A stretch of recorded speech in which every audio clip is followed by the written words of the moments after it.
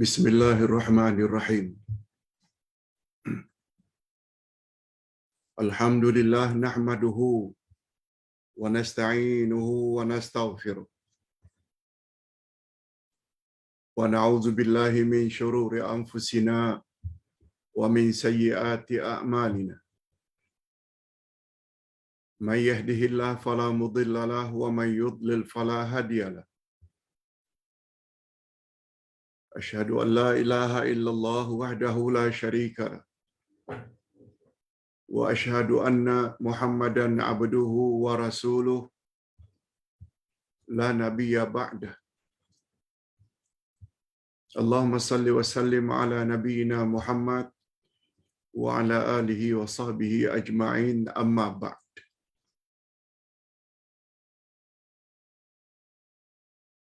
Hadirin dan hadirat serta para pemirsa yang saya hormati, Assalamualaikum warahmatullahi wabarakatuh. Alhamdulillah, kita bersyukur kehadirat Allah Azza wa Jalla. Berkat taufiknya pada hari yang penuh berkat ini, penghulu semua hari, hari Jumaat.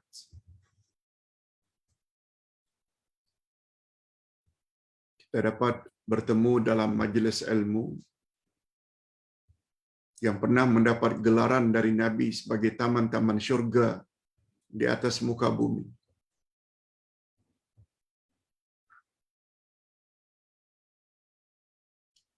Hanya saja Ustaz ingin ingatkan, seharusnya pada hari ini, Jumaat 25 Februari 2022, kita ada 2 sesi, pagi jam 10 dan petang jam 5.30.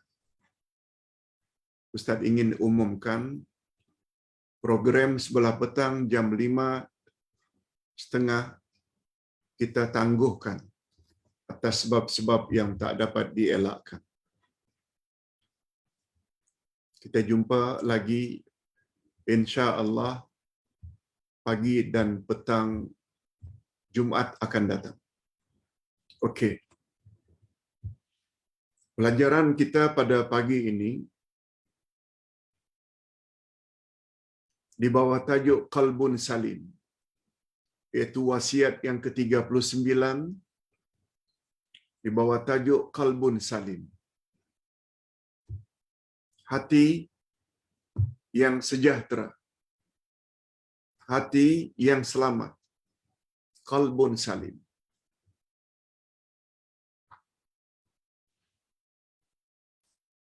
Manusia sangat perlu untuk memiliki Qalbun Salim, lebih-lebih lagi nanti di akhirat. Orang yang memiliki Qalbun Salim biiznillah akan selamat dari siksaan di akhirat nanti. Apa itu Qalbun Salim, Pak Ustaz? Pagi ini selama 1 jam insya-Allah kita akan bahas tentang Qalbun Salim secara khusus.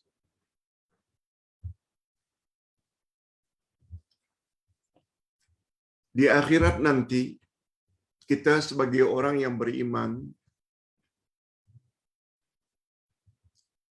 hidup di dunia ini hanya sementara. Kehidupan kita di dunia ini akan berakhir dengan kematian. Tapi menurut keyakinan kita, kematian kita bukan menanda berakhirnya kehidupan kita. Kita akan hidup lagi di alam berikutnya yang namanya alam barzakh. Dan kita akan berpindah lagi dari alam barzakh atau alam kubur ke alam akhirat.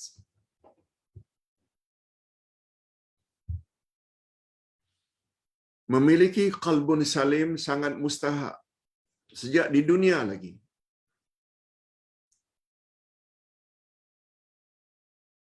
Untuk mendapat ketenangan, ketenteraman, lebih-lebih lagi ketenteraman itu kita akan perolehi insya-Allah di alam barzakh dan alam akhirat. Apa itu qalbun salim, Pak Ustaz?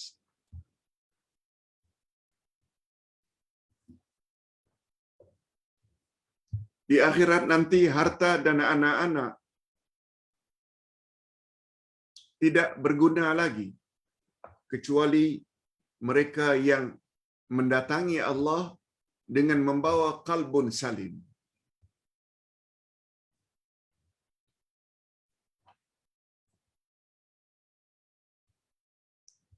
Pak Ustaz, ada dalil ke menyebut perkara itu?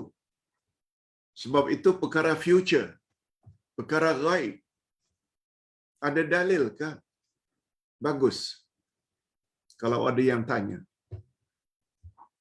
Ustaz bukan jenis orang yang suka memarahi orang yang bertanya dalil.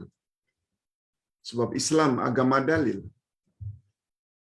Lebih-lebih lagi menyangkut perkara-perkara ghaib. Apakah maksud qalbun salim atau hati yang selamat? Hati yang selamat daripada apa, Pak Ustaz? Insya-Allah berikut ini akan diperjelaskan sehingga kita mampu menyesuaikan sikap kita selagi hayat di kandung badan agar mendapat kebahagiaan ketika menemui Allah Subhanahu wa taala kelak di akhirat. Apa dalilnya, Pak Ustaz?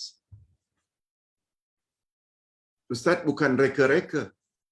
Allah yang sebut. Ini dalilnya. Ia tertera di dalam surat Asy-Syu'ara atau surah 26 ayat 88-89. Ini dalilnya. A'udzubillahi minasyaitonirrajim. Yauma la tamliku nafsun. Maaf. Yauma la yanfa'u malun wala banun illa man atallaha biqalbin salim. Terjemahannya. Pada hari itu, yakni hari berbangkit, hari kiamat, hari berhisab. Pada hari itu, harta dan anak-anak lelaki tidak berguna lagi kecuali orang-orang yang menghadap Allah dengan hati yang selamat. Kecuali orang-orang yang menghadap Allah dengan membawa hati yang sejahtera, qalbun salim. Ini dalilnya.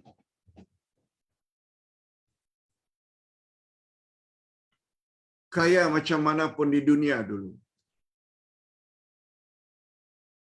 banyak macam mana pun dulu anak lelaki, semuanya tidak berguna. Harta tak boleh menolong, anak lelaki juga tidak boleh menolong, kecuali orang yang menemui Allah atau mendatangi Allah dengan membawa hati yang sejahtera.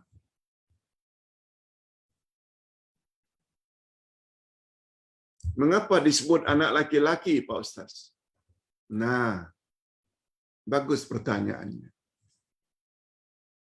Yang tidak berguna itu anak laki-laki. Kalau begitu, bolehkah kita berkesimpulan anak perempuan boleh menolong kita?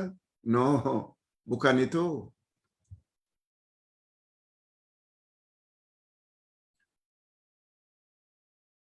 Banun itu Banun atau banin, dia jamak adalah bin, anak laki-laki.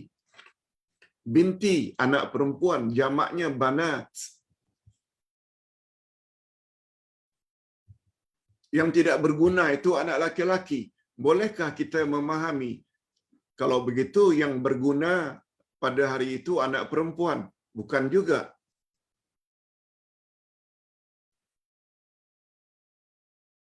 Itu sebabnya kita perlu tahu asbabun nuzul. Mengapa ayat ini turun? Kita kena ingat dalam ulumul Quran, ilmu-ilmu Quran, Al-Quran diturunkan sesuai dengan kondisi zaman ayat itu diturunkan. Apa keadaan ketika Quran diturunkan, Pak Ustaz?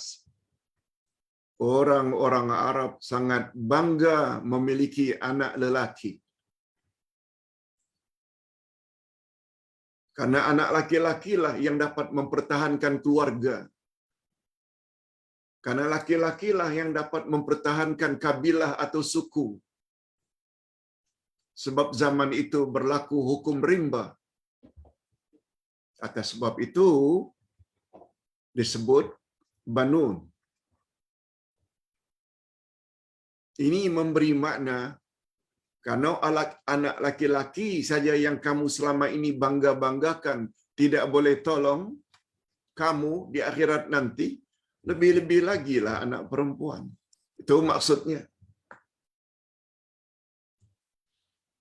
Pokoknya anak laki-laki ke perempuan, harta banyak macam mana pun, tak berguna pada hari akhirat nanti. Okey. Dalil yang kedua.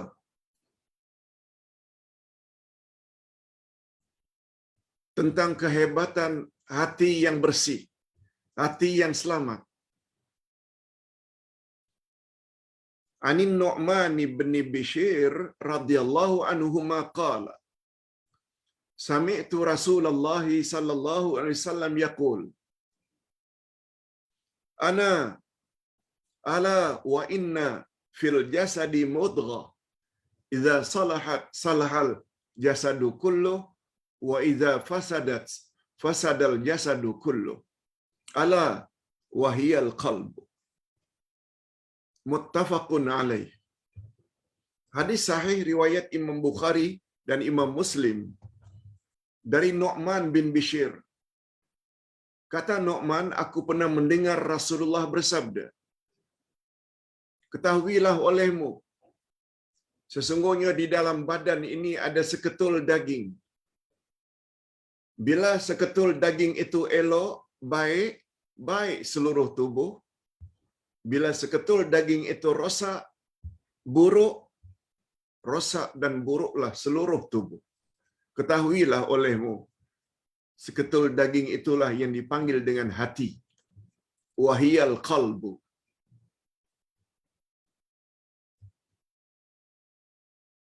Cukuplah dua dalil ini. Satu dari ayat Quran, yang kedua dari hadis Nabi sahih riwayat Bukhari Muslim. Membuktikan betapa pentingnya hati. Cuma hati yang macam mana? Hati yang selamat. Selamat dari apa? Ini yang akan kita beri pencerahan sebentar lagi. Dengar baik-baik pencerahan.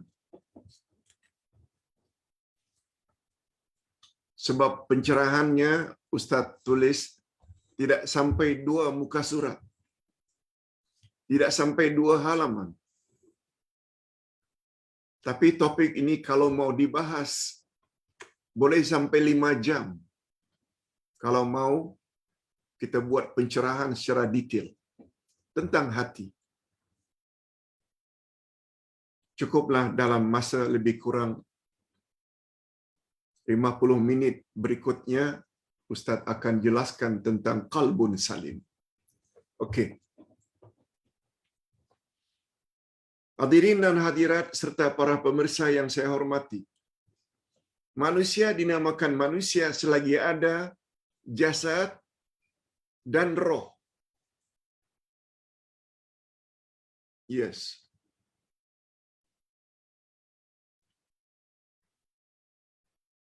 Bukan namanya manusia kalau hanya ada jasad tanpa roh. Bila kita dah dicabut nyawa, mati,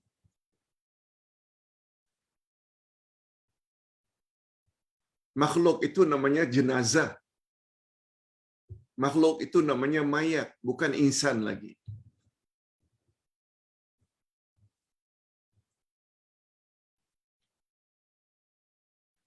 Atau orang yang ada roh tanpa jasad, juga bukan insan namanya.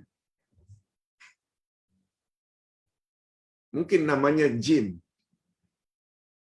Mungkin namanya hantu. Sebab jin itu makhluk gaib yang kita tak nampak. Tidak ada jasad. Demikian juga malaikat. Makhluk gaib. Malaikat ada di kanan dan di kiri kita yang mencatat amal kita. Tapi kita tak nampak. Kalau hanya ada roh tanpa jasad. Jadi manusia baru dinamakan manusia bila bergabung antara jasmani dan rohani.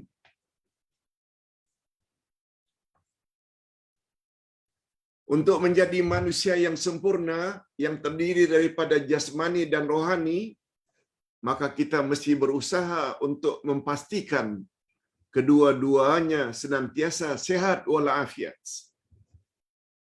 Jasmani sehat, rohani juga mesti sehat.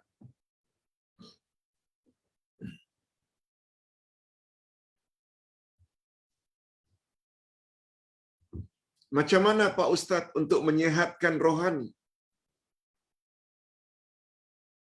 Prinsip menyehatkan rohani sama dengan prinsip menyehatkan jasmani. Prinsip ya, prinsip.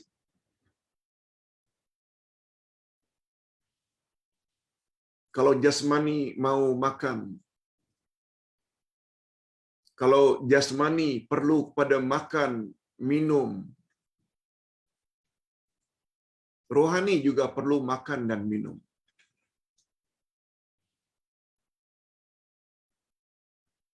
Kalau jasmani boleh kotor, rohani juga boleh kotor. Kalau jasmani boleh disembuhkan dengan obat-obat tertentu, rohani juga boleh kalau sakit disembuhkan dengan rawatan-rawatan tertentu.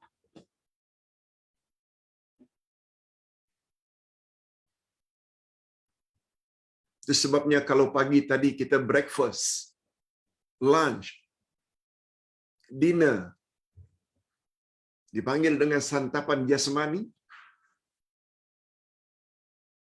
maka majlis ilmu seperti ini yang diisi dengan ayat-ayat Quran dan tafsirannya, hadis-hadis Nabi dan syarahannya, dipanggil pula dengan santapan rohani. Sama betul. Prinsip untuk menyehatkan kedua-duanya, jasmani dan rohani, adalah sama.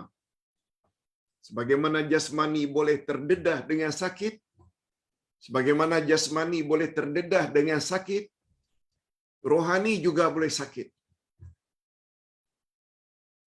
Sebagaimana jasmani boleh diobati dan dirawat sehingga sehat, maka rohani juga boleh dirawat sehingga rohani kita sehat.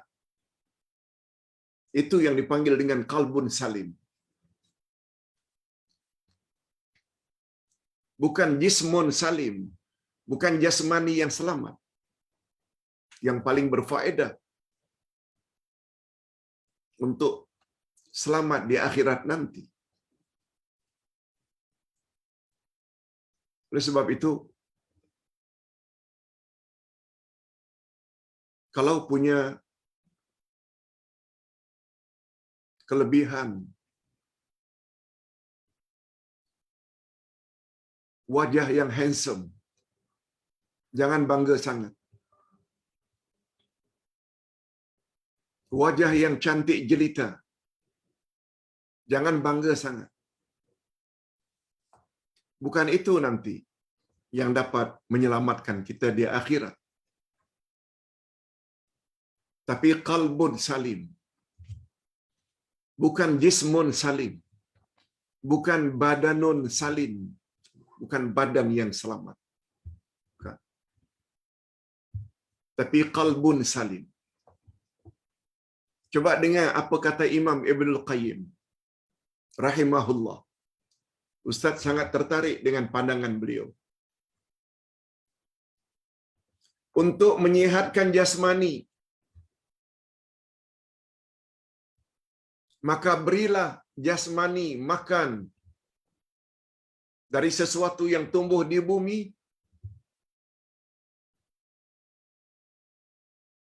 tetapi untuk menyehatkan rohani, dia hendaklah diberi makan dengan sesuatu yang turun dari langit. Ustaz ulang.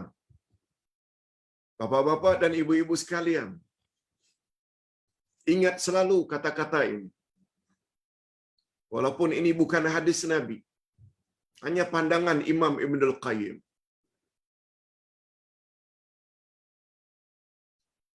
Manusia apabila ingin sihat jasmaninya, berilah jasmani dengan makanan-makanan yang tumbuh di bumi.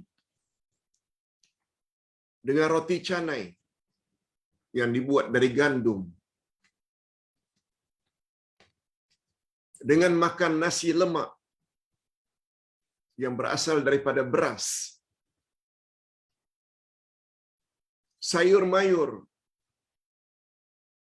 daging ikan, buah-buahan. Betul tak semuanya itu barangan yang kita boleh perolehi dari bumi, di pasar?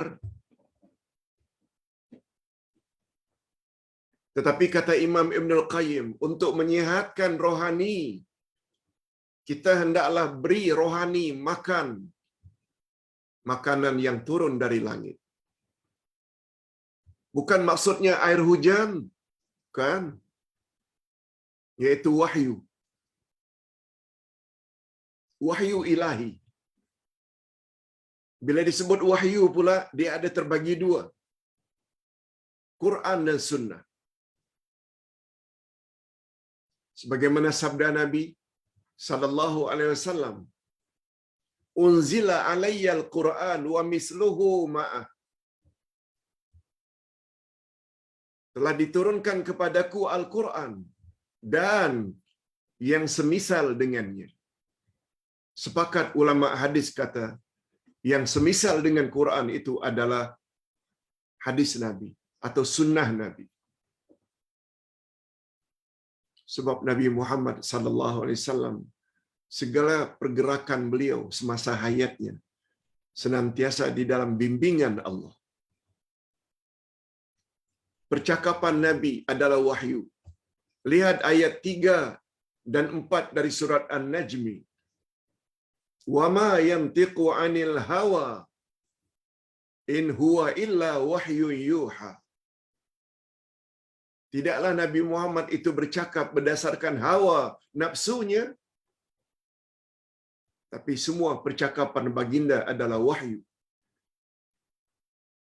Dikuatkan lagi oleh ayat terakhir dari surat Al-Kahfi. Ini hari Jumaat kita baca surat Al-Kahfi, lihat pada ayat yang terakhir. Qul innama ana basyarum mislukum yuha ilai. Katakan, hai Muhammad, kepada umatmu, sesungguhnya aku adalah manusia biasa seperti kamu.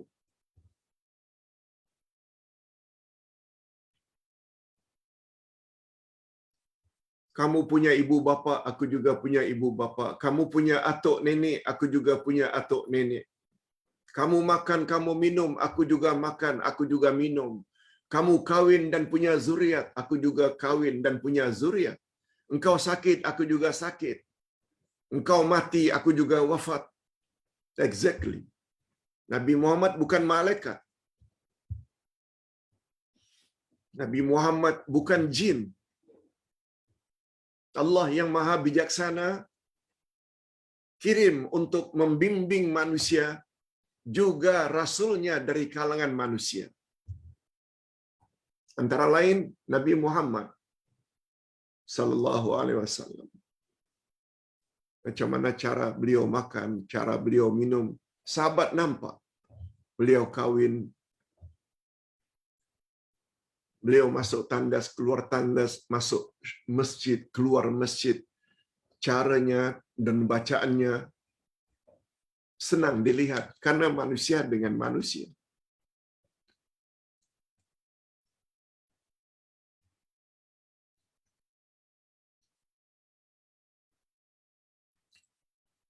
Tetapi Allah Subhanahu wa taala sifati Nabi.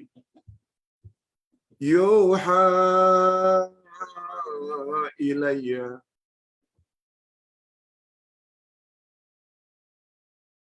Kepadaku diturunkan wahyu. Aku betul manusia biasa, cuma beza aku dengan kamu, kepadaku diturunkan wahyu.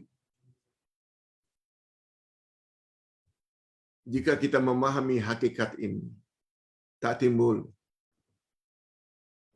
Bila dua insan berjalan depan kita, Nabi menuju ke kanan, Tuan Guru menuju ke kiri. Ikut ke kiri, ikut Tuan Guru. Tak timbul istilah itu. Kalau faham Al-Quran.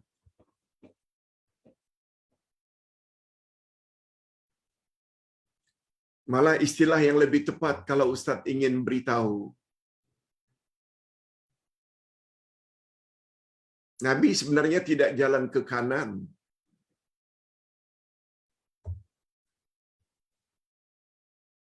Sebab Nabi pada suatu hari pernah bercakap di hadapan para sahabat sambil membawa tongkat. Di luar.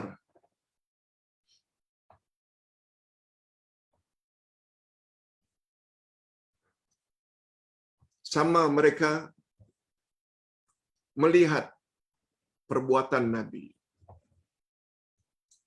Nabi ambil tongkatnya.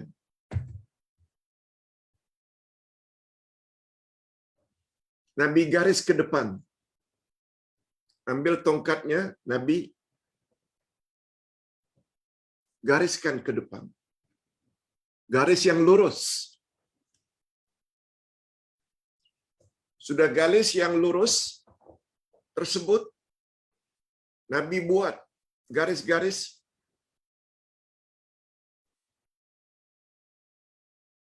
di kiri dan di kanan garis yang lurus.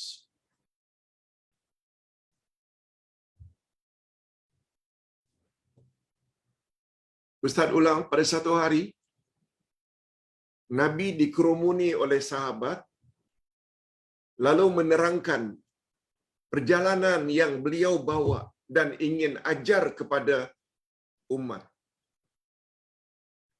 Nabi buat contoh.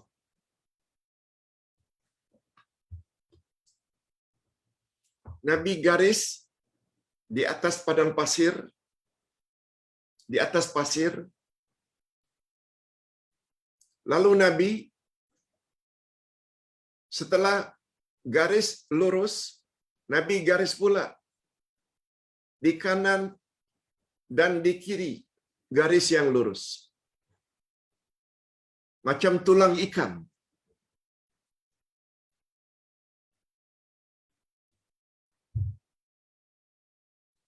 Lalu Nabi sallallahu alaihi wasallam explain, jelaskan kepada para sahabat sambil menunjuk jalan yang lurus. Inna hadza sirati mustaqiman. Inna hadza sirati mustaqiman.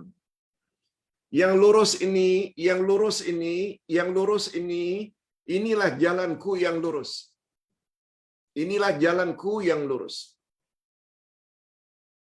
Sedangkan lorong ke kanan dan ke kiri ini, di setiap pangkal garis yang ke kanan dan ke kiri ini, ada syaitan yang menunggu, yang ingin mengajak kamu yang sedang berjalan di jalan yang lurus supaya masuk ke kanan atau masuk ke kiri.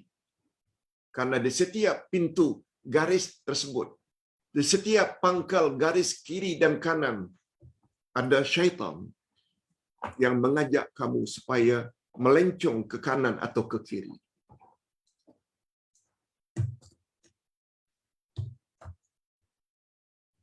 Istilah itu saja membuat tidak tepat. Kalau Nabi ke kanan, guru ke kiri, ikut ke kiri. Istilah itu saja tak tepat. Sebab Nabi tak pernah ke kiri, tak pernah ke kanan. Sebab jalan yang beliau bawa itu ada jalan yang lurus. Jalan itulah yang kita minta minima 17 kali dalam sehari. A'udzubillahi minasyaitonirrajim. Ihdinas siratal mustaqim. Berbalik kepada pelajaran kita pada hari ini.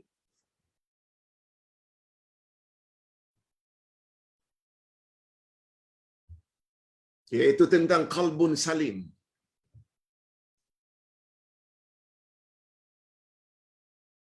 Hati yang sejahtera.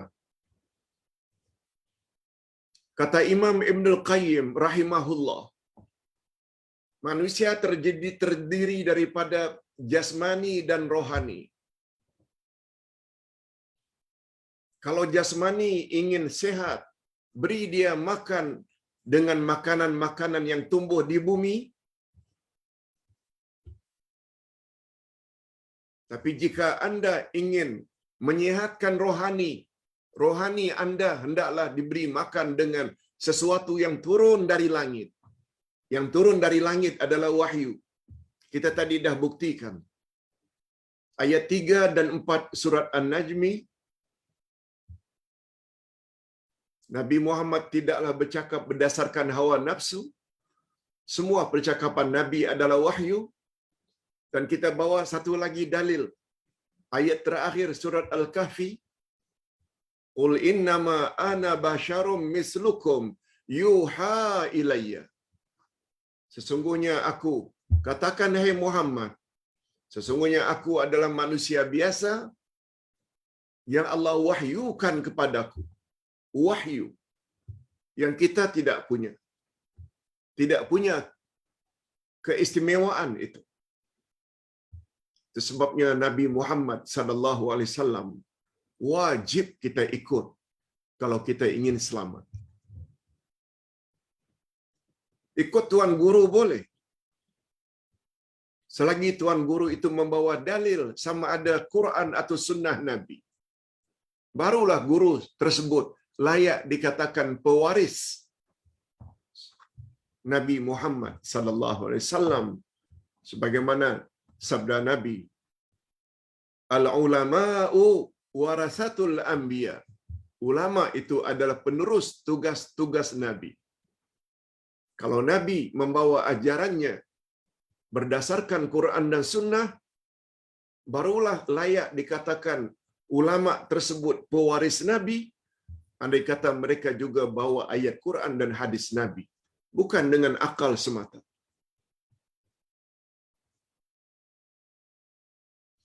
Jadi mempelajari qalbun salim ini, memahaminya sangat mustahab. Salah memahaminya akan merana di akhirat. Itu bukan hati yang bersih. Hati yang bersih, rohani yang bersih, hendaklah senantiasa diberi makan dengan Quran dan Sunnah. Sebab itu turun dari langit. Cuma kita pernah sebut perbezaan Quran dengan Sunnah atau hadis. Quran ialah wahyu yang datang daripada Allah melalui malaikat Jibril. Makna dan susunan kata-katanya 100% daripada Allah. Tak boleh dirubah walau satu huruf. Itu namanya Quran. Apabila wahyu itu datang dalam bentuk makna, disampaikan kepada Nabi, lalu Nabi dibenarkan untuk menyusun dengan bahasa baginda sendiri, itu namanya hadis. Okey, kita baca untuk lebih mantap. Imam Ibnul Qayyim berkata, untuk menyihatkan jasmani, maka berilah ia makan dengan apa yang tumbuh di bumi.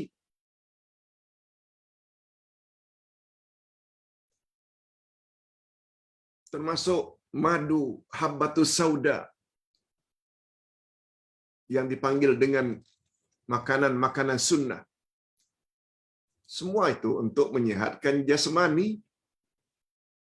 Buah-buahan, buah korma, buah delima, rumman, inab, anggur, burtukal, tufah, limau, dan apple.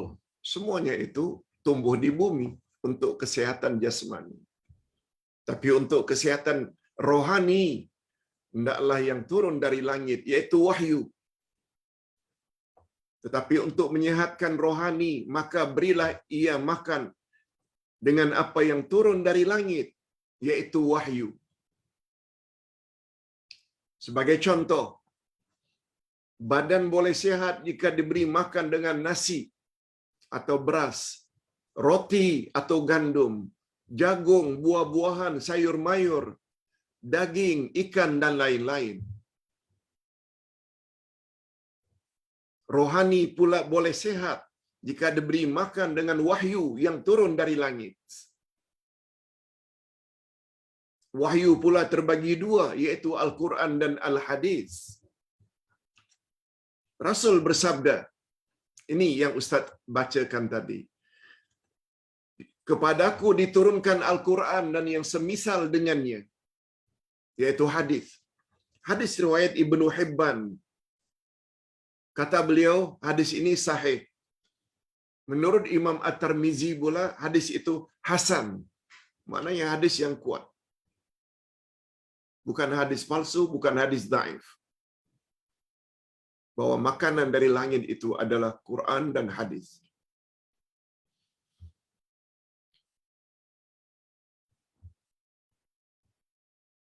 Itu sebabnya yang dimaksudkan dengan yang semisal dengannya adalah hadis atau sunnah Nabi. Lihat firman Allah, An-Najmi 3 dan 4. Wa ma yantiqu 'anil hawa in huwa illa wahyun yuha. Dan Al-Kahfi ayat 110, yaitu qul innama ana basyarum mislukum yuha ilayya.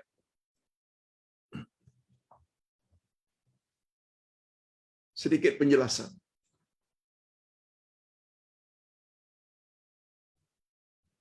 Oleh sebab itu, tidak sempurna kesehatan manusia apabila yang diberi keutamaan dalam hidup hanya untuk menyehatkan jasmani. Oh, makan bukan main hebat nutrisinya, khasiatnya. Makanan-makanan yang berkhasiat belaka, vitaminnya, tambah suplemen lagi, yang mahal-mahal. Itu bukan insan yang sempurna yang akan selamat. Andai kata diabaikan makanan rohani, tak mau ikut majlis ilmu, tak mau belajar Quran dan sunnah Nabi,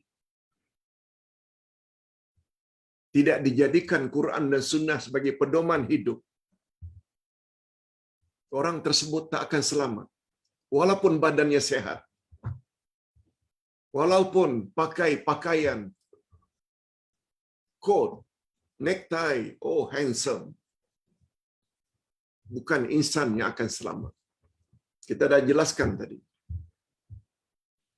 Sebab ayat tidak berbunyi, yauma la yanfa'u malu wala banun illa man atallaha bi badanin salim atau bi jismin salim. Pada hari kiamat tidak ada guna harta dan anak-anak lelaki, kecuali orang yang mendatangi Allah dengan membawa jasmani dan badan yang selamat sejahtera. No, bukan itu ayat. Atau sebaliknya, ingin jadi manusia yang sehat, habis subuh tadi lagi dah tertunggu di hadapan laptop, televisyen untuk mendengar ceramah agama. Habis subuh tadi dah duduk dah. Sarapan tak mau, breakfast, makan tengah hari pun tak mau, lunch, dinner pun tak mau. Sehari-hari baca Quran saja, tak makan, tak minum, ibadat saja.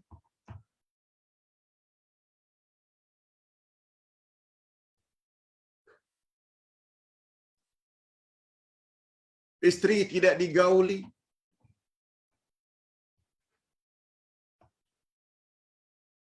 Juga tidak akan selamat. Kalau rohani saja,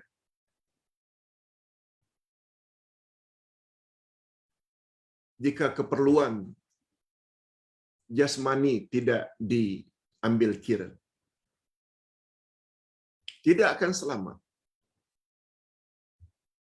Kita kena ingat selalu, kita ni bukan malaikat yang tak perlu makan, tak perlu minum, tak perlu kahwin, tak ada anak, tak ada cucu. Kita bukan malaikat, kita insan.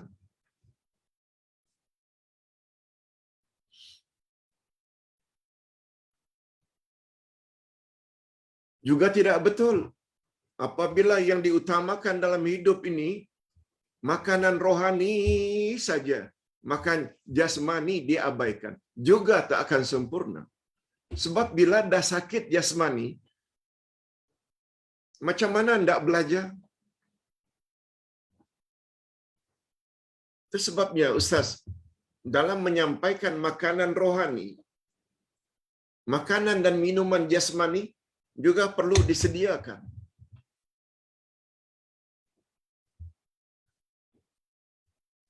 Untuk dapat memberi pencerahan dengan lebih tenang dan sempurna, perlu kepada meja, perlu kepada kursi yang selesa. Terima kasih kepada jemaah yang menghadiahkan kursi yang selesa. Tempat kaki berpijak juga selesa. Terima kasih kepada jemaah yang sponsor untuk Ustaz mendapat handycam yang bagus, laptop yang bagus, loudspeaker yang bagus.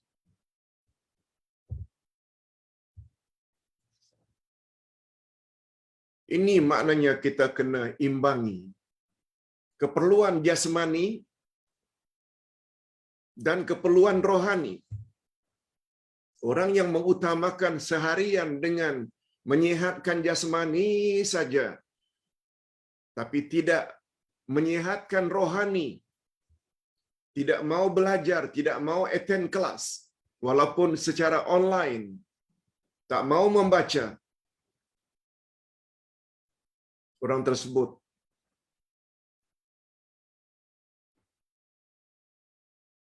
akan sakit jasmani. Bila jasmani sakit, kita tak akan dapat menyempurnakan untuk menyihatkan rohani. Dengan kata lain, kedua-duanya mesti seimbang. Sebagaimana yang Allah SWT ajar kepada semua kita tahu. Doa tersebut terdapat dalam surat Al-Baqarah. Allah suruh kita supaya memohon, Rabbana atina fid dunya hasanah wa fil akhirati hasanah wa qina azabannar. Ya Allah, berilah aku kebaikan di dunia, berilah aku kebaikan di akhirat, dan hindarkan aku dari azab api neraka. Kita minta kesenangan dunia, juga kesenangan akhirat. Okey. Jadi ringkasnya, bukan saja insan itu tidak sempurna kalau diutamakannya hanya menyehatkan jasmani, tapi rohani tidak disehatkan, kita juga berani mengatakan tidak akan sempurna manusia tersebut. Bila rohaninya saja disehatkan, tapi jasmani dia tidak berusaha untuk disehatkan. Itu sebabnya bila ada grup, salah seorang ahli dalam grup mohon, Pak Ustaz, doa, saya telah positif COVID-19, saya telah begini dan begitu. Lalu Ustaz doa, begitu juga ajak para jemaah doa bersama supaya jemaah tersebut disihatkan oleh Allah Asy-Syafi. Menyihatkan apa? Itu menyihatkan jasmani. Jasmani perlu sehat.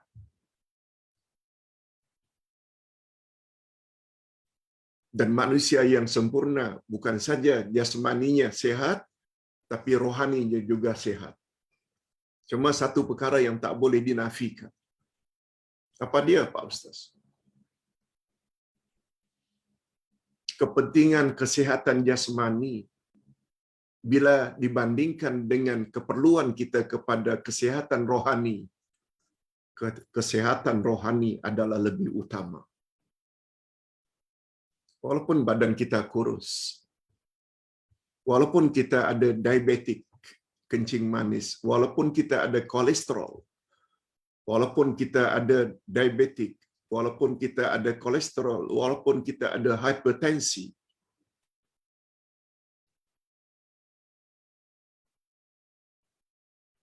tetapi andai kata hati kita ini bersih, itu adalah lebih utama. Sebab yang paling utama nanti ketika berada di alam akhirat, siapa yang mendatangi Allah dengan membawa hati yang bersih.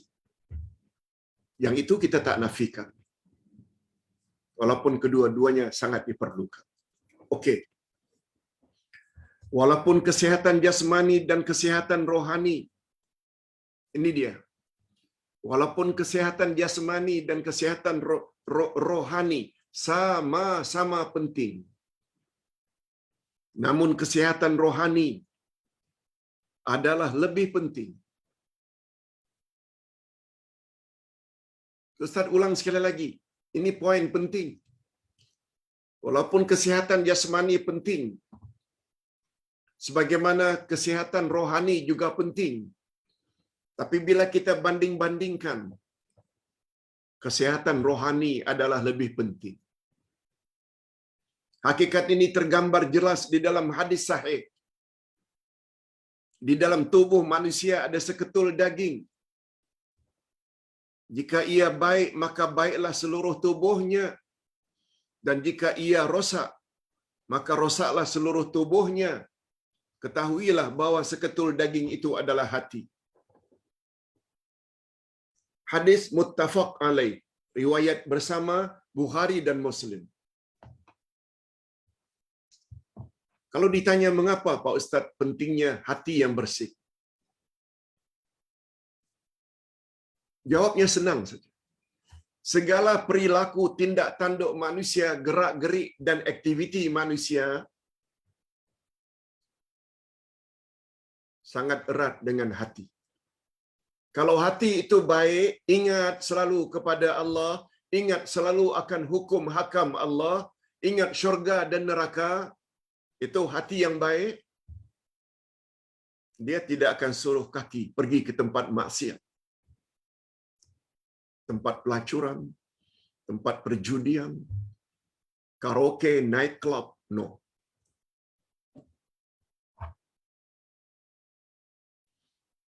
Hati yang baik, dia tidak akan suruh mulut untuk berbohong, mengumpat, menggunjing, memfitnah orang lain. Yang suka menggunjing, memfitnah, mengumpat adalah orang yang punya hati yang rosak, yang tidak ingat pada Allah.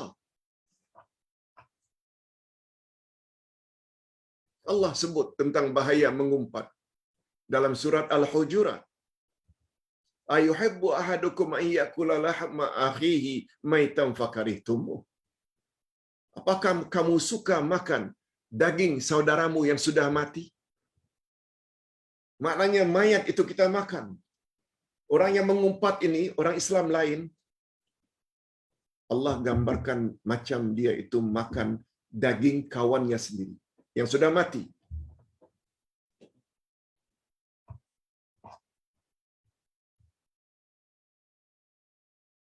Hati yang bersih, yang ingat kepada Allah, ingat akan hukum hakam Allah, ingat syurga dan neraka, tidak akan suruh tangan untuk mencuri atau rasuah.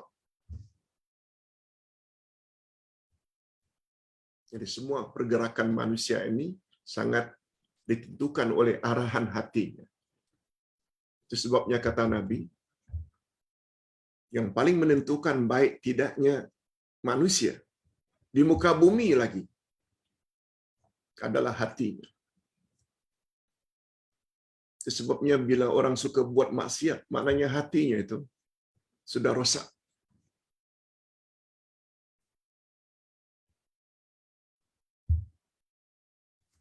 Dari hadis ini dapatlah disimpulkan bahawa kedudukan hati sangat menentukan baik buruknya seseorang. Yes. Hati. Sebab segala pergerakan mereka sangat erat hubungannya dengan baik buruknya hati.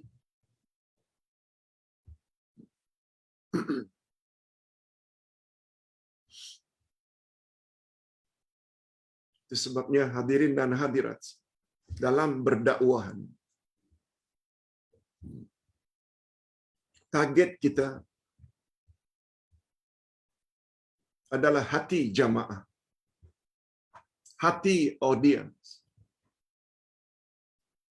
Itu sebabnya pendakwah, penceramah, mereka mesti beri contoh teladan yang baik untuk mereka punya audiens. Jadilah pendakwah dan penceramah yang profesional. Setiap masalah yang disampaikan yang berkaitan dengan agama, bawa dalilnya, hujahnya, Quran dan Sunnah.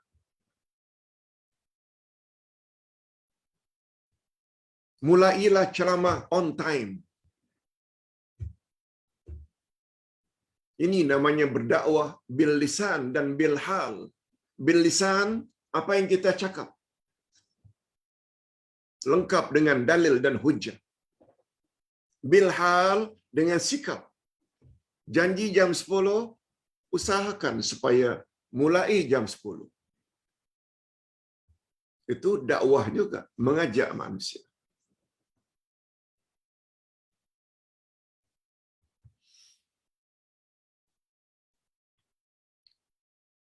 Jadi yang kita ingin sentuh itu hati. Kalau hati kita sudah tersentuh, kita akan jadi orang yang baik insya-Allah. Kita sebut tentang fadilat salat duha.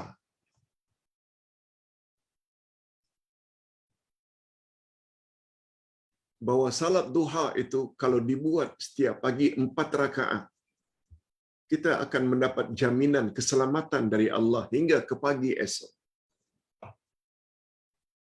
Kalau hatinya sudah disentuh, salat isyak berjamaah,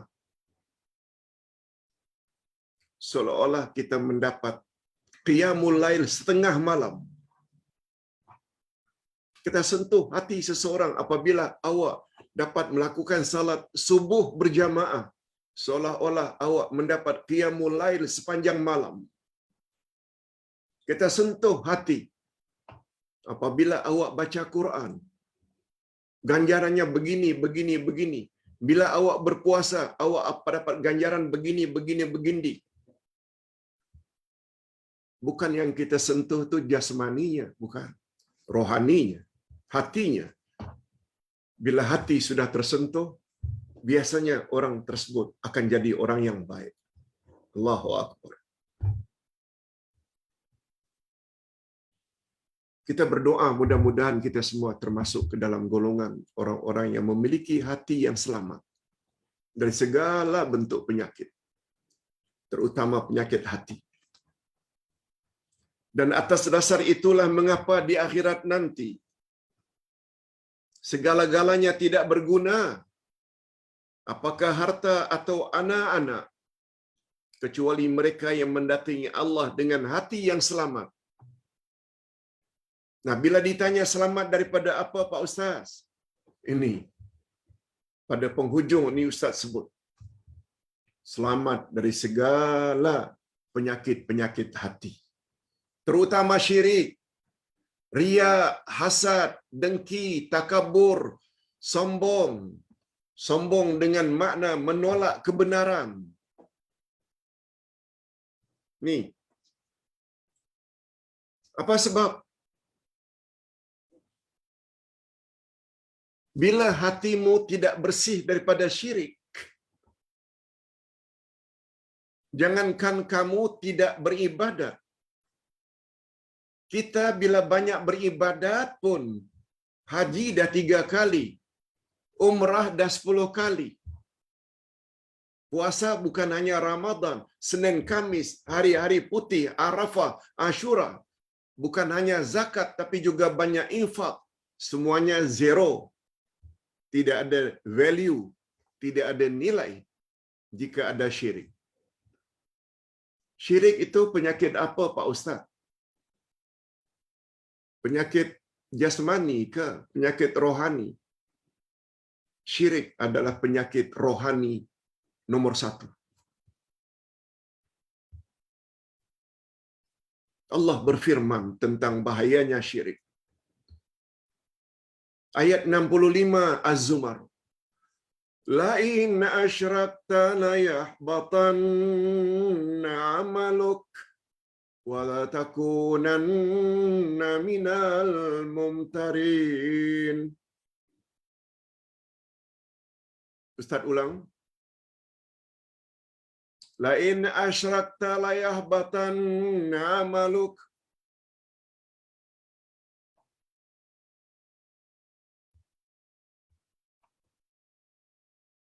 La in asyrakta la yahbatanna amaluk wa la takunanna minal khasirin. Sekiranya engkau terlibat dengan syirik, hancur musnah seluruh amal-amal salehmu, dan di akhirat nanti kamu pasti termasuk orang-orang yang rugi. Syirik. Riya, syirik kecil, amal ditolak. Apalagi syirik besar. Hasad, dengki. Coba dengar apa kata Nabi. Innal hasada ya'kulul hasanati kama ta'kulun narul hataba. Sesungguhnya hasad, dengki memakan amal baikmu bagaikan api makan kayu api. Jadi arang, jadi abu. Takabur. Hadis sahih riwayat Imam Muslim dan Imam Tirmizi. La yadkhulul jannah man kana fi qalbihi mithqalu dzarratin min kibr. Tidak akan masuk syurga orang yang apabila di dalam hatinya ada sifat takabur. Semua takabur, hasad, dengki, syirik, itu semua adalah penyakit-penyakit hati. Syirik, hasad, dengki, ujub, riya, sum'ah, suka menyebut-nyebut kebaikan, takabur, menolak kebenaran. Semuanya itu adalah penyakit-penyakit hati yang utama. Kalau tidak selamat dari penyakit-penyakit ini, jangan mimpilah nak masuk syurga. Na'udzubillah min dzalik. Mudah-mudahan kita dilindungi oleh Allah daripada memiliki penyakit-penyakit hati. Itu sebabnya Ustaz akhiri ceramah pagi ini dengan kata-kata Imam Al-Ghazali ketika beliau menyatakan betapa bahayanya penyakit hati yang sungguh banyak manusia yang tidak memahaminya. Kata Imam Al-Ghazali, apabila seseorang itu berjalan, kita berjalan di belakang, nampak di belakang orang yang di depan kita ni ada kalajengking yang sedang merayap. Ada lipan kalajengking yang sedang merayap menuju ke tengkuk. Lalu kita cepat-cepat berlari untuk menepis kalajengking atau lipan tersebut daripada menggigit orang berkenaan. Sehingga jatuh, tak sempat menggigit. Setelah orang yang dibantu tersebut mengetahui pertolongan orang yang di belakang, sehingga dia tidak sempat digigit oleh kalajengking, orang tersebut akan ingat jasa orang yang menolong tersebut seumur hidupnya. Dia akan kenang, akan menjadi rakan baiknya, walaupun pada asalnya tidak saling kenal mengenali. Kata Imam Al-Ghazali,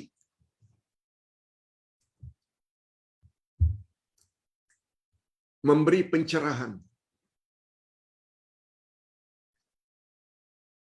itu apabila seseorang terhindar dari penyakit jasmani, digigit kalajengking.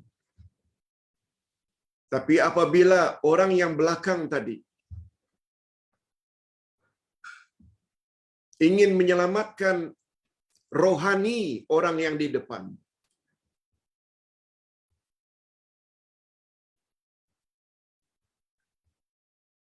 umpamanya sikapnya yang tidak toleransi, yang tidak bertolak ansur, sombong, mentang-mentang pakai kereta besar dan mewah,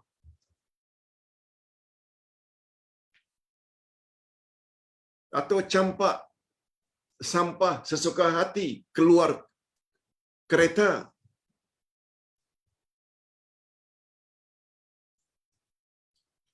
Tuan, janganlah buat macam itu. Sini kan banyak orang yang lalu lalang, sedangkan ini ada air, kena percikan, kotor mereka. Tuan, janganlah buang sampah suka-suka hati. Tuan, janganlah dengki. Tuan, janganlah riak. Itu semua penyakit-penyakit hati.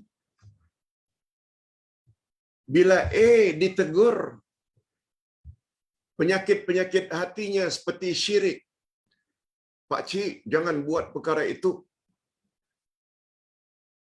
Perbuatan itu membawa boleh syirik. Pak Cik, jangan pakai tangkal itu. Tangkal adalah syirik. Pak Cik, jangan pergi ke bomo itu. Percaya ramalan bomo boleh bawa syirik.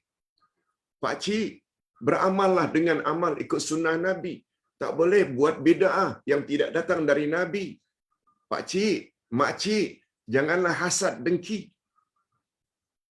Semua itu ada kaitannya dengan rohani.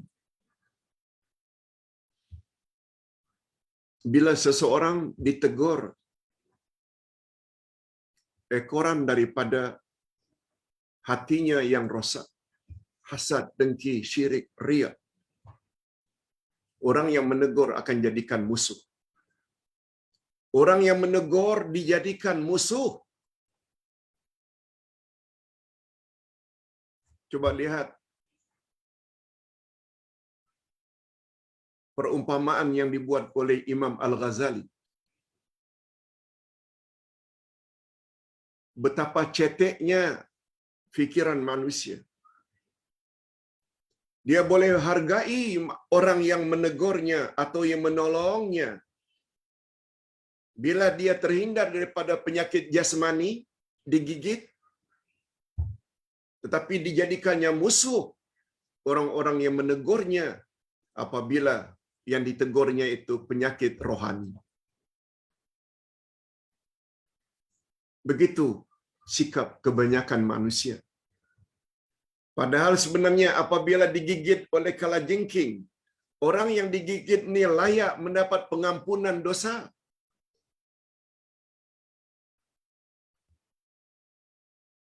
Malah dapat pahala, disayangi oleh Allah. Sebab Nabi bersabda, "Innallaha idza ahabba imra'an ibtala." Sesungguhnya Allah apabila menyayangi seseorang, Allah akan uji orang itu. Itu bila kita ditimpa musibah yang bersifat jasmani, luka ke, lalu kita sabar, reda.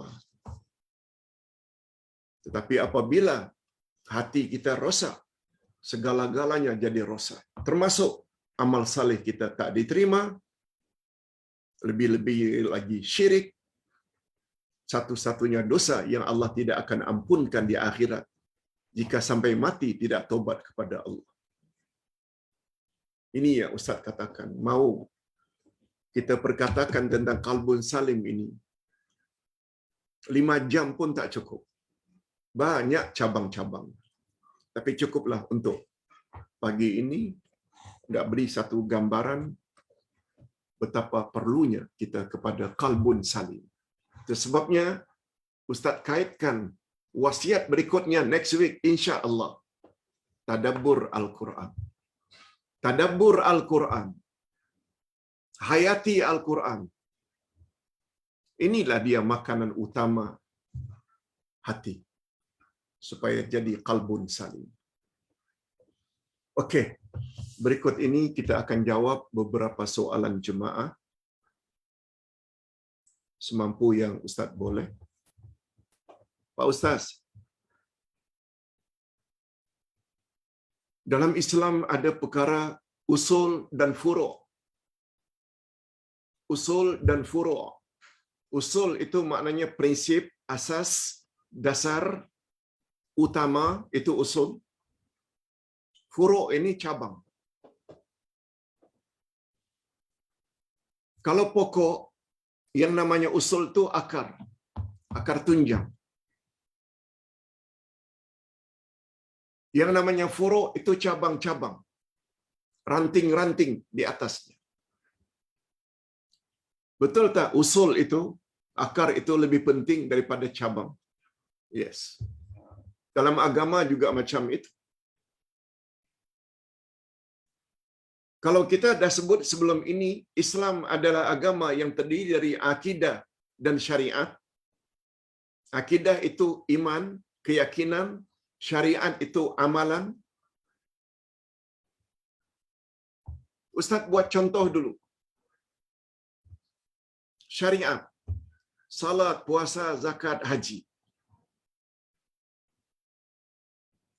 Dia ada usul, ada furu'. Usul itu sebagaimana yang tertera dalam rukun Islam. Salat, puasa, zakat, haji.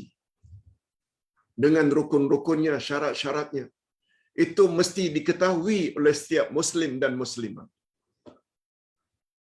Dan terhadap usul, prinsip tadi, kita tidak boleh berbeza pendapat. Salat 5 kali sehari semalam.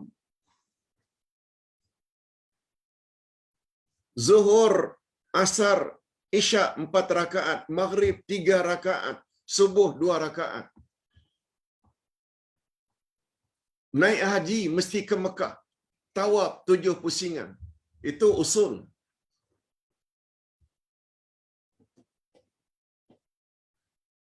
Adapun furu' itu cabang-cabang. Dalam mereka mendirikan salat. Sedikit perbezaan. Niat itu perlu dilafaz atau tidak. Itu persoalan furu'. Atau cukup dalam hati. Terhadap orang yang berbeza pendapat dengan kita, jangan dikafirkan. Tetapi bila furu' dinafikan, oh salat itu tidak wajib, dia kafir. tetapi sekedar pendapat. Niat itu perlu tak kita sebut usalli fardhu zuhri? Yang lain pula kata tak perlu. Yang lain kata perlu. Nah, perbezaan yang cabang ini tidak membuat orang jadi kafir.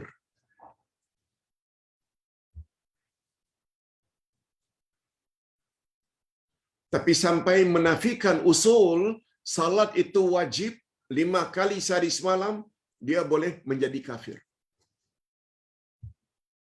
Itu contoh untuk syariat.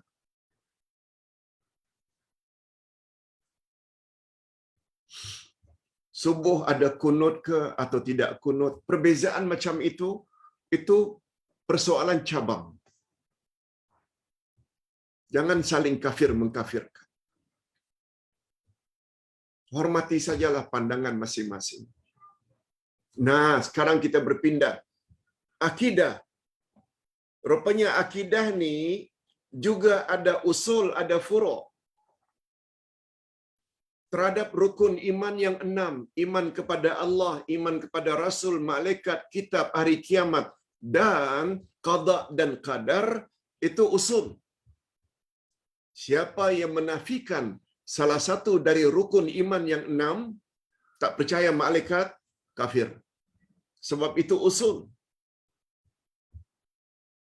Kitab, tak percaya Quran itu kitabullah, kafir.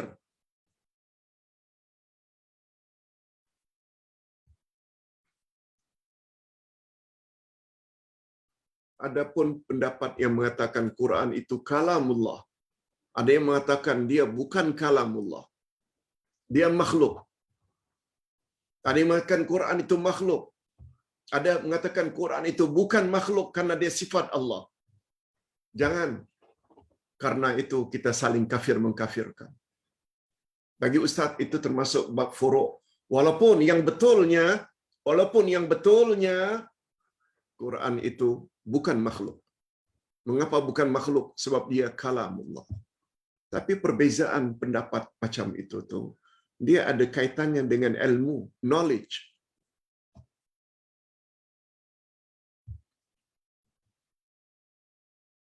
Umpamanya di dalam Quran tertera kisah Ashabul Kahfi. Ada yang mengatakan Ashabul Kahfi 3 orang, 4 dengan anjingnya. Ashabul Kahfi 5 orang, 6 dengan anjingnya. Ashabul Kahfi 7 orang, 8 dengan anjing. Berbeza pendapat. Perbezaan macam itu jangan sampai kafir mengkafir. Yang paling baik katakan saja wallahu a'lam. Atau pendapat yang paling kuat, mereka sebenarnya 7 orang, 8 dengan anjing. Itu ada penjelasan di dalam kitab tafsir surat Al-Kahfi. Jadi dengan kata lain, kalau agama Islam terdiri daripada akidah dan syariat. Akidah ada yang dasar, usul, ada yang cabang. Sebagaimana syariat juga ada usul, ada cabang. Cuma bila ditanya macam mana Pak Ustaz, supaya kita dapat membezakan mana usul, mana furu', sama ada akidah atau syariah, belajar. Belajar dan belajar. Niscaya kita akan tahu nanti. Baik, itu jawaban yang pertama. Yang kedua, Pak Ustaz.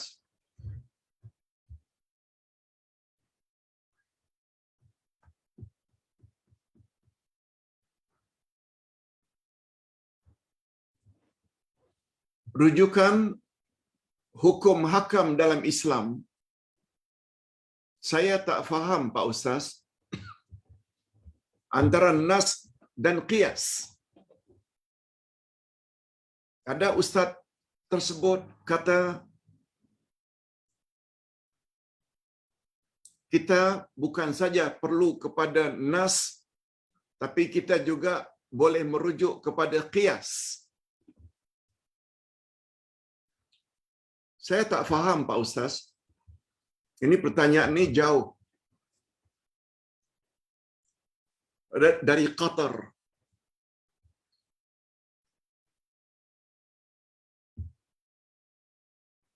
Jawabannya. Hadirin dan hadirat. Sebagaimana disepakati oleh ulama Ahlus Sunnah wal Jamaah, referensi rujukan utama kita dalam beragama adalah Quran dan Sunnah. Dalilnya, taraktu fikum amraini in amsaktum bihima lan tadillu abada. Al-Quran wa sunnati. Aku tinggalkan dua pedoman untukmu wahai umat. Selagi kamu berpegang teguh, kamu tidak akan sesat selama-lamanya. Quran dan sunnahku. Kita dah jelaskan. Hadis riwayat Imam Malik tertera dalam kitabnya Al-Muwatta. Tapi ingat, selain Quran dan sunnah, ada lagi rujukan tambahan, yaitu ijma' dan qiyas. Itu yang utama. Ada lagi yang lain-lain. Yang paling utama, rujukan tambahan ni ijma'.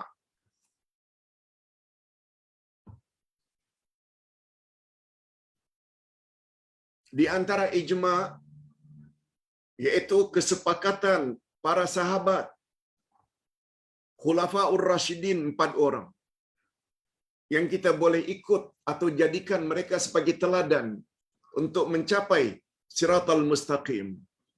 Bukan datang dari Nabi, tapi itu kesepakatan para sahabat. Tak ada yang menentang. Abu Bakar, Umar, Utsman, Ali. Itu ijma'. Nabi semasa hidupnya tak pernah sebut nama Abu Bakar, Umar, Utsman, Ali bakal menjadi Khalifah Ar-Rasyidin. Dah. Nabi hanya menyebut, Man ya'ish minkum fasayara ikhtilafan katsira, alaikum bisunnati wa sunnatil khulafa ar-rasyidin al-mahdiyyin min ba'di, addu 'alaiha bin nawajiz. Jika kamu punya umur panjang, kelak kamu akan dapati banyak sungguh perbalahan dalam urusan agama. Kalau kamu ingin selamat, ikutilah sunnahku dan sunnah Khalifah Ar-Rasyidin sesudahku. Gigit sunnah-sunnah tersebut dengan gerahammu. Maknanya pegang kuat-kuat. Nabi ada sebut Khulafaur Rasyidin. Siapa Khulafaur Rasyidin? Ijma' kesepakatan para ulama, terutama salafus salih. Mereka adalah Abu Bakar, Umar, Utsman, Ali. Itu menurut Ahlus Sunnah wal Jamaah. Berbeza dengan Syiah. Mereka hanya iktiraf Ali. Mereka tolak 3 khalifah terdahulu. Itu sebabnya mereka Syiah dipanggil juga dengan Rawafid. Rawafid maknanya orang yang menolak kesepakatan para sahabat. Menolak Abu Bakar, Umar, Utsman. Berbalik kepada persoalan. Apabila memperkatakan sesuatu, ada nasnya. Nas maknanya dalil. Nas maknanya hujah. Nas maknanya bukti. Nas maknanya argument. Sama ada dari ayat Quran atau hadis Nabi. Itu nas. Pluralnya, jamaknya nusus. Nusus itu singularnya nas, yaitu ayat Quran dan hadis Nabi. Itu nas. Tetapi selain daripada nas, kita juga boleh gunakan kias. Kias maknanya menyamakan sesuatu hukum dengan hukum yang lain karena ada persamaan. Ustaz buat contoh. Minuman yang memabukkan haram diminum. Innal khamra haramun qaliluhu wa kathiruhu. Arak atau khamar haram, sama ada banyak atau sedikit.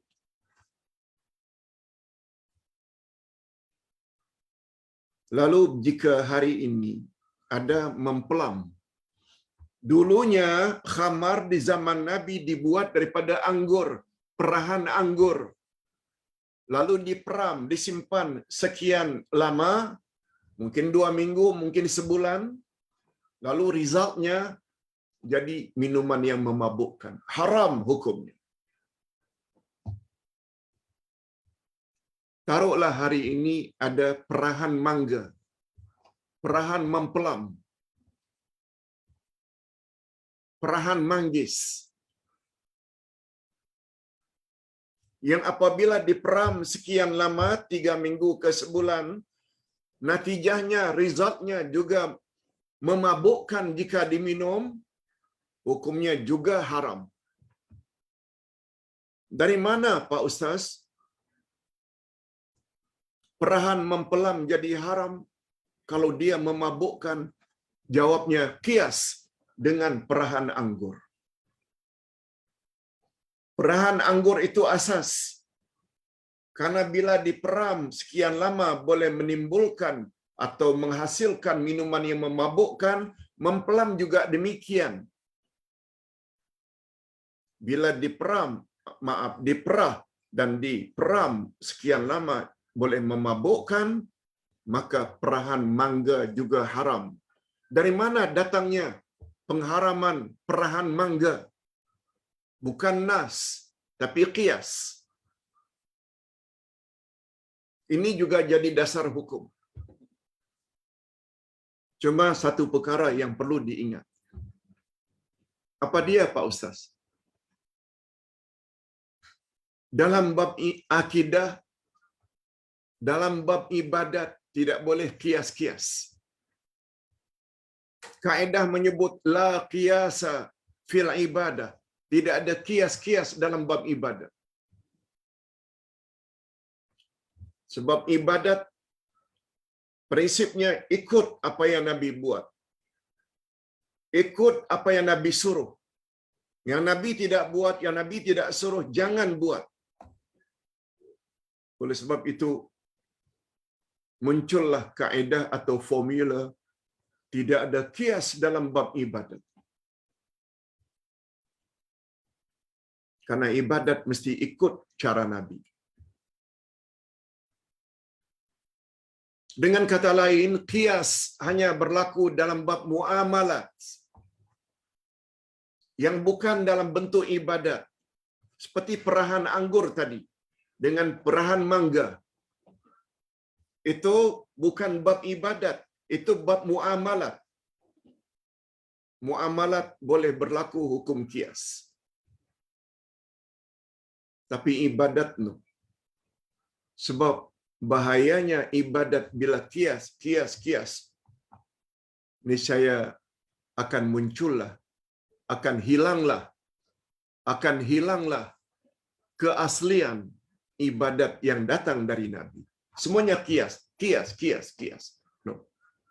Kalau Nabi kata, habis salat, setelah salam, baca 3 kali istighfar. Baca istighfar. Nabi baca, Allahumma anta salam wa minka salam, baca. Yang Nabi suruh, Allahu la ilaha illa huwal hayyul qayyum, baca. Jangan tambah wa ilahukum di depannya. Itu maknanya kita ikut sunnah Nabi. Bukan dengan kias. Dengan kata lain, bila dalam ibadat kita pakai rujukan kias, maka akan hilanglah keoriginalan, keaslian ibadat yang datang dari Nabi. Sudah tidak pure lagi. Ustaz kira itu saja yang dapat Ustaz sampaikan pada pagi ini. Mudah-mudahan yang bertanya dari Qatar dapat memahaminya dan mendengar ketika ini. Nas maknanya hujah, dalil, Quran, sunnah. Qiyas pula sebagaimana yang kita jelaskan tadi. Mengambil suatu hukum dengan proses akal berdasarkan dua perkara yang ada persamaan, iaitu sama-sama memabukkan. Walaupun pada asalnya anggur, oleh sebab itu perahan buah-buahan apa saja selain anggur yang boleh membawa kepada memabukkan juga hukumnya haram. Cuma qiyas hanya terbatas pada muamalat, bukan pada ibadat. Hadirin dan hadirat rahimakumullah, kita akhiri dengan doa. Alhamdulillahirabbil alamin. Wassalatu wassalamu ala asyrafil anbiya'i wal mursalin wa ala alihi wa sahbihi ajma'in. Rabbana ighfir lana dzunubana wa liwalidina warhamhum kama rabbawna shighara. Rabbana hab lana min azwajina wa dzurriyyatina qurrata a'yun waj'alna lil muttaqina imama. Ya Allah, ampunkanlah dosa kami dan dosa kedua ibu bapa kami. Dan cucurilah rahmat-Mu, Ya Allah, kepada mereka sebagaimana mereka telah didik kami sejak dari kecil. Ya Allah, berilah kami pasangan hidup dan zuriat keturunan yang menyedapkan pandangan mata dan hati kami. Dan jadikanlah kami pemimpin bagi orang-orang yang bertakwa. Jadikanlah anak-anak dan cucu cicit kami menjadi anak-anak cucu cicit yang saleh dan salihah, yang kelak juga akan dapat membantu kami. Lebih-lebih lagi ketika kami berada di alam kubur, birahmatika ya arhamar rahimin.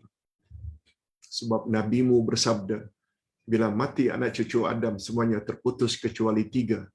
Sedekah jariah, ilmu yang dapat bermanfaat, dan anak saleh yang mendoakannya. Tak kira anak laki-laki ke atau anak perempuan. Ya Allah, ya Tuhan kami, pada pagi ini kami telah belajar tentang qalbun salim. Begitu kedudukan orang-orang yang memiliki qalbun salim di akhirat nanti. Pada masa itu harta dan anak-anak sudah tak berguna lagi, kecuali mereka yang mendatangi Allah dengan membawa hati yang sejahtera. Oleh sebab itu, berilah kami kekuatan, Ya Allah, untuk mensejahterakan hati kami, sehingga terhindar dari segala bentuk penyakit-penyakit hati, terutama syirik, riya, hasad, dengki, takabur, ujub, sum'ah. Sebab semua itu boleh membawa kepada kemusnahan segala amal saleh kami. Hanya kepada Engkau, Ya Allah, tempat kami memohon. Oleh sebab itu, Ya Allah, selamatkanlah jasmani dan rohani kami. Berilah kami kekuatan bukan saja dapat menyihatkan atau melakukan sesuatu sehingga memiliki jasmani yang sehat. Malah lebih-lebih lagi kami mohon pertolongan-Mu, Ya Allah, agar kami dapat memiliki hati yang sehat. Hati yang sehat perlu diberi makan dengan apa yang turun dari langit, yaitu sunnah wahyu-Mu, Ya Allah. Dan untuk akhir zaman, wahyu yang turun dari langit itu adalah Quran dan sunnah Nabi sallallahu alaihi wasallam. Atas dasar itu, berilah kami kekuatan, Ya Allah, untuk terus menambah ilmu setiap hari, supaya kami selamat dunia, selamat di alam barzakh, dan juga selamat di akhirat. Itu sebabnya kami berwasiat kepada anak-anak kami supaya mempelajari 50 wasiat untuk ahli keluargaku ketika aku hidup dan setelah aku mati, dengan harapan mudah-mudahan anak cucu saudara mara yang kami tinggalkan juga menjadi manusia-manusia yang saleh dan salihah. Wa sallallahu ala nabiyyina Muhammad wa ala alihi wa sahbihi ajma'in. Subhana rabbika rabbil izzati amma yasifun wa salamun alal mursalin walhamdulillahi rabbil alamin. Subhanakallahumma wa bihamdik Asyhadu an la ilaha illa anta astaghfiruka wa atubu ilaik. Wassalamualaikum warahmatullahi wabarakatuh.